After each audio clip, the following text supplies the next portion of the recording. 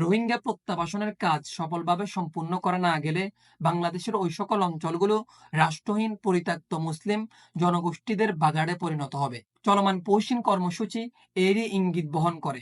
দেশের সার্বভৌমত্ব রক্ষার লক্ষ্যে অন্তর্বর্তীকালীন সরকারের চলমান উদ্যোগ পরিশীলিত নির্বিঘ্ন সফল করার দায়িত্ব আমাদের সকলের। তাই ক্ষতি করতে চাই এমন কোন বৈরী রাষ্ট্রের অপপ্রচারের অনুসারী বা বাহন হওয়া যাবে না। বাংলাদেশের স্বার্থকে সর্বোচ্চ গুরুত্ব দিতে হবে। বর্তমান ভূরাজনৈতিক বাস্তবতায় আমরা ক্রমাগতই শোনা যাচ্ছে ভারত কি চায়, মিয়ানমার কি চায়, চীন কি চায়, কিংবা আমেরিকা কি চায়। এই প্রশ্নগুলোকে যেন আমরা জাতীয় আলোচনার কেন্দ্রবিন্দুতে বসিয়ে ফেলছি। অথচ সবচেয়ে গুরুত্বপূর্ণ প্রশ্ন হওয়ার কথা ছিল বাংলাদেশের জনগণ কি চায়, বাংলাদেশের নিরাপত্তা ও সার্বভৌমত্ব রক্ষায় আমাদের কি করণীয়। সেই প্রশ্নটি যেন নীরবেই দামাচাপা পড়ে যাচ্ছে। দুঃখজনকভাবে এই প্রশ্নের উত্তর খোঁজার জন্য আমরা কেউই প্রকৃতপক্ষে আগ্রহ দেখাচ্ছি না। জাতীয় স্বার্থই হওয়া উচিত যে কোনো পররাষ্ট্রনীতির মূল ভিত্তি। অন্য দেশের চাহিদা ও কৌশল বিশ্লেষণ অবশ্যই প্রয়োজন, কিন্তু সেই বিশ্লেষণ তখনই অর্থবহ হয় যখন তা আমাদের স্বার্থ রক্ষার প্রেক্ষাপটে গঠন করা হয়। শুধু বড় শক্তিগুলোর অভিপ্রায় বিশ্লেষণ করে সিদ্ধান্ত নিলে আমরা আমাদের অবস্থান ও স্বার্থ হারিয়ে ফেলব। এর ফলে দেশের সার্বভৌমত্ব, নিরাপত্তা এবং জনগণের ইচ্ছাকে অগ্রাধিকার দেওয়ার মনোযোগ দুর্বল হয়ে পড়বে। তাই বিতর্কের এই জড় সময়ে আমাদের নীতি নির্ধারক, রাজনৈতিক, সমরবিদ, নাগরিক সমাজ, শিক্ষাবিদ, গণমাধ্যম ও সচেতন মানুষদেরকে একসাথে চিন্তা করতে হবে বাংলাদেশের সার্বভৌমত্ব রক্ষায় কোন কৌশল গ্রহণ করা প্রয়োজন।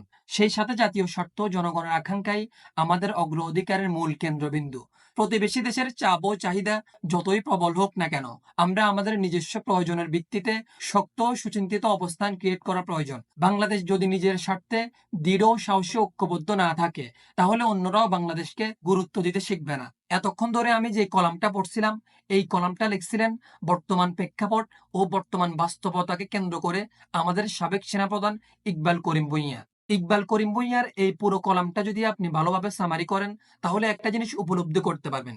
সেটা হচ্ছে বর্তমান বাংলাদেশে অবস্থানরত মুসলিম রোহিঙ্গা জনগোষ্ঠীদেরকে যদি আপনি সফলভাবে তাদের দেশে প্রত্যাবাসন না করতে পারেন, তাহলে ভবিষ্যৎ বাংলাদেশের সার্বভৌমত্ব ও নিরাপত্তা বিপন্ন হতে পারে এবং ভবিষ্যতে বাংলাদেশ এই 12 লক্ষ রোহিঙ্গা জনগোষ্ঠীদের কারণে বড় বিপদ কিংবা ভূরাজনীতিতে বড় চ্যালেঞ্জের সম্মুখীন হতে পারে। করিম ভূঁইয়ার এই পুরো কলামটা পড়লে আপনি আরো একটা জিনিস উপলব্ধি করতে পারবেন।